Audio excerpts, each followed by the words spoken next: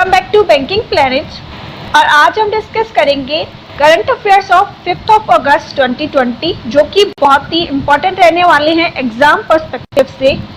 तो शुरू करते हैं हमारा आज का सेशन। उससे पहले आप सेशन को जल्दी से शेयर कर दीजिएगा अपने फ्रेंड्स के साथ। और आप इस सेशन को अगर पहली बार जुड़ रहे सेशन से तो सेशन को सब्सक्राइब करना ना भूलिएगा और साथ ही प्रेस कर दीजिएगा बेल आइकन को to get timely notification.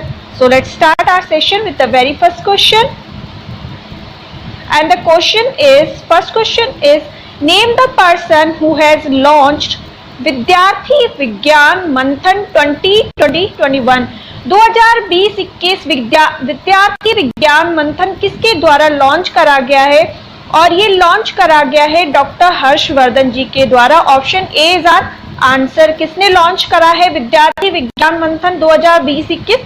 Doctor Harshvardhan जो कि हमारे हेल्थ मिनिस्टर हैं, health and family welfare minister हैं, अर्थ साइंस मिनिस्टर हैं। उनकी कॉन्स्टिट्यूएंसी क्या है? चांदनी चौक न्यू दिल्ली। चांदनी चौक न्यू दिल्ली इनकी कॉन्स्टिट्यूएंसी है। पीयूष गोयल। पीयूष गोयल कौन है? पीयूष गोयल हैं commerce and industry minister, commerce and industry minister and railway minister. और राजनाथ सिंह हैं एक्सटर्नल अफेयर मिनिस्टर। और नरेंद्र मोदी को तो कौन ही नहीं जानता। तो हम बढ़ चलते हैं नेक्स्ट क्वेश्चन पर। Financial solutions has partnered with Innovative Payment to launch the new credit card EMI offering on point of sale। POS का फुल फॉर्म क्या बनता है? Point of sale. तो इन्होंने इनोवेटिव पेमेंट के साथ किसने टाई अप करा है? किसके लिए? क्रेडिट कार्ड की EMI ऑफर करने के लिए। तो ये BOB financial solutions, bank of Baroda financial solution है, उन्होंने टाई अप करा है इनोवेटिव पेमेंट के साथ, इनोवेटिव पेमेंट के साथ, और जो कि क्रेडिट कार्ड के लिए EMI offering point of sale पे लॉन्च करेंगे। और बैंक ऑफ बड़ौदा का हेडक्वार्टर, अब बैंक ऑफ बड़ौदा है तो हम इसकी फैक्ट जरूर डिस्कस करेंगे। और बैंक ऑफ बड़ौदा का हेडक्वार्टर है वडोदरा गुजरात। वडोदरा गुजरात है बैंक ऑफ बड़ौदा का हेडक्वार्टर। और संजीव चड्ढा है MD and CEO। Sanjiv Chadha कौन है? MD and CEO। और इसकी टैगलाइन क्या है? India's international bank. India's international bank. और ICICI बैंक का हेडक्वार्टर है मुंबई में। संदीप बख्शी इसके MD एंड CEO हैं। SBI का हेडक्वार्टर भी है मुंबई में। और चल्ला श्रीनिवासलू शेट्टी कौन है? MD एंड CEO हैं। MD एंड CEO हैं इसके SBI के चल्ला श्रीनिवासलू शेट्टी।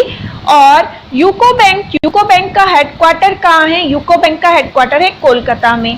तो हम बढ़ चलते हैं नेक्स्ट क्वेश्चन पर। Option C is our answer. The international financial services centre authority IFSCA has set up an expert committee to suggest ways for the development of the international retail business. It headed by whom? कह रहे कि international financial service centre authority है, उनके द्वारा अभी एक expert committee develop करी गई है। किसके लिए? क्यों? वो सजेस्ट करेगी कि क्या तरीके, क्या की एफर्ट्स होने चाहिए जो कि इंटरनेशनल रिटेल बिजनेस है उसकी डेवलपमेंट के काम आएगा। तो ये किसके द्वारा हेड करी जा रही है? और ये हेड करी जा रही है प्रदीप शाह के द्वारा। प्रदीप शाह के द्वारा कमिटी हेड करी जा रही है जो कि इंटरनेशनल रिटेल बिजनेस के लिए एडवाइस देगी, उसकी ग्रोथ के लिए, डेवलपमेंट के लिए। और international financial services centre authority के द्वारा ये डेवलप करी गई है। तो आंसर हमारा बन जाता है ऑप्शन डी। और इसके अलावा बाकी के जो ऑप्शन है उनसे भी हम डिस्कस कर लेते हैं। RBI के द्वारा हाल ही में जिस कमेटी की रिकमेंडेशन, जिसने QR कोड के लिए रिकमेंडेशन दी थी, उसको रिलीज करा, तो ये दीपक बी पाठक के द्वारा हेड करी जा रही थी। क्लियर? और उषा थोराट से भी जो है इनके द्वारा म्यूचुअल फंड पर एडवाइजरी कमेटी कॉन्स्टिट्यूट करी गई थी और उसे हेड कर रही हैं उषा थोराट और के कस्तूरी रंगन। हाल ही में आप सबको पता होगा हमने डिस्कस करा है new national education policy new national education policy आ गई है जो कि 2020 है, NEP 2020, और इसके लिए एडवाइजरी कमेटी रखी गई थी और जिसे के कस्तूरी रंगन हेड कर रहे थे, राइट। हम बढ़ चलते हैं अब नेक्स्ट क्वेश्चन पर। आई होप आपको ये सब क्लियर होगा। और IFCA के उससे पहले हम डिस्कस कर लेते हैं IFSCA के फैक्ट्स। IFSCA के फैक्ट्स भी डिस्कस कर लेते हैं। चेयरमैन कौन है?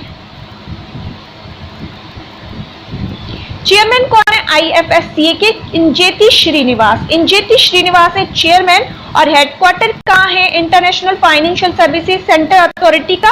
गांधीनगर, गुजरात। तो ये है इसके फैक्ट्स। एंड नेक्स्ट क्वेश्चन, हम बढ़ चलते हैं नेक्स्ट क्वेश्चन पर। Name the newly elected president of Guana. Guana जो कंट्री है उसके हाल ही में नए प्रेसिडेंट इलेक्ट हुए हैं, आपको उनका नाम बताना है। तो मोहम्मद इरफान अली, कौन? मोहम्मद इरफान अली इलेक्ट हुए एज प्रेसिडेंट ऑफ गुआना, जिसकी कैपिटल क्या है? जॉर्ज टाउन कैपिटल है, और करेंसी क्या है? करेंसी है डॉलर, जॉर्ज टाउन। और अरमेन सरकीसियान किसके प्रेसिडेंट हैं? अर्मेनिया के प्रेसिडेंट कौन है? अरमेन सरकीसियान, और जिसकी कैपिटल क्या है? येरेवन, एंड करेंसी क्या है? द्रम। और अलेक्जेंडर वैन देयर बेलन किसके चेयरमैन है, किसके प्रेसिडेंट है? अलेक्जेंडर ये है ऑस्ट्रिया के प्रेसिडेंट कौन है? अलेक्जेंडर वैन देयर बेलन। और ऑस्ट्रिया, वियना, यूरो। और इल्हाम अलीयेव भी प्रेसिडेंट है किसी कंट्री के, और ये किसकी प्रेसिडेंट है? ये है अजरबैजान के प्रेसिडेंट, जिसकी कैपिटल क्या है? बाकू, और करेंसी क्या है? मनत। तो ये है फैक्ट्स ऑप्शन से रिलेटेड भी। Let's move on next question. Option A is our answer. Next question is which organisation has funded for thermal screening at Rajiv Gandhi international airport. Rajiv Gandhi international airport पर क्या करा गया है? अभी एक mass fever checking system launch करा गया है, और वहां पे लॉन्च करा गया है मास फीवर थर्मिंग, जिसे थर्मल स्क्रीनिंग कहा जाता है। तो ये कौन सी ऑर्गेनाइजेशन इनके लिए फंड प्रोवाइड कर रही है? कौन सी ऑर्गेनाइजेशन है? तो ये ऑर्गेनाइजेशन है यूनिसेफ और एडीबी। इन्होंने कंबाइंड जो है फंड प्रोवाइड करा है, जहां पे राजीव गांधी इंटरनेशनल एयरपोर्ट पे थर्मल स्क्रीनिंग डिप्लॉय करा गया है। तो आंसर हमारा बन जाता है option A and B. Option A and B दोनों हमारे आंसर बनेंगे, तो इसलिए हमारा ऑप्शन डी जो है आंसर है। अब हम डिस्कस करेंगे यूनिसेफ का हेडक्वार्टर कहाँ है? न्यूयॉर्क में है, और स्टैब्लिश कब हुआ था? 1946 में। 1946 में स्टैब्लिश हुआ था। अच्छा, इसकी हेड कौन है? हेनरिटा एच फोरे। और वर्ल्ड बैंक का हेडक्वार्टर कहाँ है? Washington DC. और वर्ल्ड बैंक के जो हेड हैं डेविड मलपास है।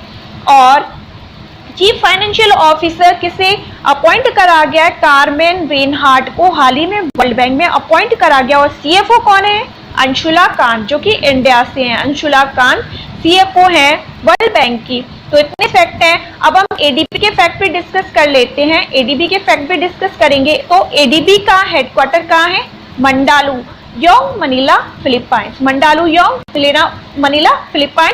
प्रेसिडेंट कौन है एडीबी के? मतसुगु असाकावा। अच्छा, वाइस प्रेसिडेंट कौन है जिन्हें हाल ही में नियुक्त करा गया है? कौन है?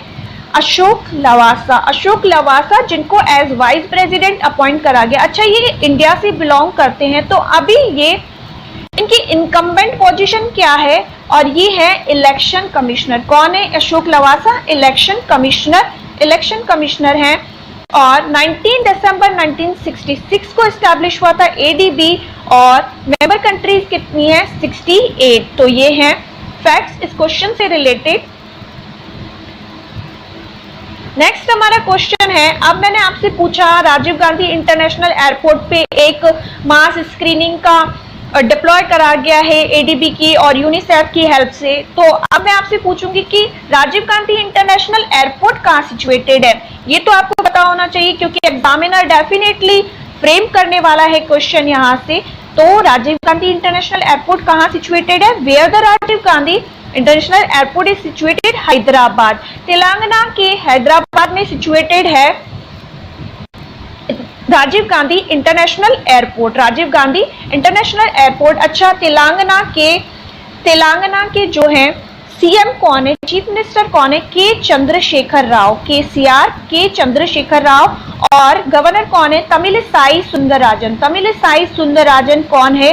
गवर्नर है हैदराबाद की। तो इतने फैक्ट्स हैं तेलंगाना की, इतने फैक्ट्स है इस क्वेश्चन से related. Option C is our answer. Next question is when was Sanskrit day celebrated in 2020? 2020 में संस्कृत डे कब सेलिब्रेट करा गया? 2020 में संस्कृत डे सेलिब्रेट करा गया 1 अगस्त को। सॉरी, 1 अगस्त को नहीं सेलिब्रेट करा गया, 3 अगस्त को सेलिब्रेट करा गया on the Purnima, on the occasion of Purnima. Option B is our answer. और हर साल ये क्या 3 अगस्त को सेलिब्रेट करा जाता है संस्कृत डे? नहीं, ये हर साल 3 अगस्त को सेलिब्रेट नहीं करा जाता। हिंदुओं का जो फुल मून डे आता है, पूर्णिमा आती है श्रावण मास की, किसकी? श्रावण मास की पूर्णिमा आती है, तब संस्कृत डे ऑब्जर्व करा जाता है। और मोदी जी के द्वारा इस बार संस्कृत डे पर यह भी कहा गया था तो कि संस्कृत को ज्यादा से ज्यादा अपनाएं। तो ये 3 अगस्त को इस बार पूर्णिमा थी, तो ये ऑब्जर्व करा गया था। और लास्ट ईयर ये 15 अगस्त को था। इसके कुछ फैक्ट्स हम देख लेते हैं। Sanskrit day was celebrated on August 3, 2020. The day is observed every year on the full moon day of the Hindu calendar month of Shravan. यहाँ दिया है ना, हिंदू कैलेंडर का जो मंथ है श्रावण, उसकी पूर्णिमा को ये ऑब्जर्व करा जाता है संस्कृत डे। तो हम बढ़ जाते हैं नेक्स्ट क्वेश्चन से पर। In which country IPL 2020 will be played from September 19 to November 10? अब क्या है, जो इंडियन प्रीमियर लीग है, जो IPL है, उसके लिए गवर्नमेंट ने अप्रूवल दे दिया है, बट वो इंडिया में नहीं होगा, वो कहाँ, किसी अदर कंट्री में होगा। और वो कहाँ होगा? UAE में होगा IPL 2020, जो कि September 19 से लेकर November 10 तक ऑर्गेनाइज करा जाएगा। तो UAE में, UAE की कैपिटल क्या है? Abu Dhabi. करेंसी क्या है? दिरहम। ऑस्ट्रेलिया की कैपिटल क्या है? कैनबरा एंड करेंसी क्या है? डॉलर। सिंगापुर की capital Singapore city, currency dollar. और बांग्लादेश की कैपिटल है ढाका, करेंसी है टका। अब इस क्वेश्चन से रिलेटेड फैक्ट्स भी देख लेते हैं हम लोग। Option D is our answer. 13th edition of the IPL 2020 will be played from September 19 to November 10 in UAE. अब UAE में भी कहाँ खेला जाएगा? The decision to this effect was taken at a virtual meeting of IPL Governing Council on August 2, 2020. The matches will be played in Dubai, एक Dubai में, Sharjah and Abu Dhabi. इसकी venue क्या रहने वाली है? Dubai, Sharjah and Abu Dhabi. Clear? Next question पे बढ़ चलते हैं हम। Who has won the British Grand Prix 2020 at Silverstone? किसके द्वारा हाल ही में ब्रिटिश ग्रैंड प्रिक्स 2020 को विन करा गया है? कौन है विनर ब्रिटिश ग्रैंड प्रिक्स का और कौन है? Lewis Hamilton. अच्छा, हंगेरियन ग्रैंड प्रिक्स किसने जीती थी? कौन था विनर हंगेरियन ग्रैंड प्रिक्स का? ये भी लुइस हैमिल्टन थे। तो लुइस हैमिल्टन कौन है? विनर है। Option B is our answer. Second कौन आए? सेकंड आए मैक्स वर्स्टैपेन। और थर्ड कौन आए? Charles LeClair. थर्ड पर रहे हैं चार्ल्स लेक्लेयर। हम इसके फैक्ट्स देखेंगे। Mercedes driver Lewis Hamilton, Mercedes के ड्राइवर हैं Lewis Hamilton, won the British Grand Prix at Silverstone on August 2, 2020. Red Bulls Max Verstappen. और मैक्स वर्स्टैपेन किसके ड्राइवर हैं? रेड बुल के। Finished second and while Ferraris Charles Leclerc was third. तो ये हैं फैक्ट्स। Next question. Which state's chief minister has launched e-रक्षा Bandhan awareness programme? हाल ही में कौन सी स्टेट के मुख्यमंत्री के द्वारा, चीफ मिनिस्टर के द्वारा ई रक्षा बंधन अवेयरनेस प्रोग्राम लॉन्च करा गया? और ये लॉन्च करा गया आंध्र प्रदेश के chief minister YS Jaganmohan Reddy ji के द्वारा। Option C is our answer. तो हम आज आंध्र प्रदेश के कुछ फैक्ट्स भी डिस्कस कर लेते हैं और काफी सारी स्कीम्स क्या करी गई हैं, लॉन्च करी गई हैं आंध्र प्रदेश के द्वारा, तो हम वो भी डिस्कस कर लेते हैं। उससे पहले आप सेशन को अगर अभी जुड़ रहे हैं हमारे सेशन से, सब्सक्राइब करना ना भूलिएगा और साथ ही शेयर जरूर कर दीजिएगा। और अगर आपको पसंद आया एक्सप्लेनेशन तो लाइक करना बिल्कुल भी ना भूलिएगा।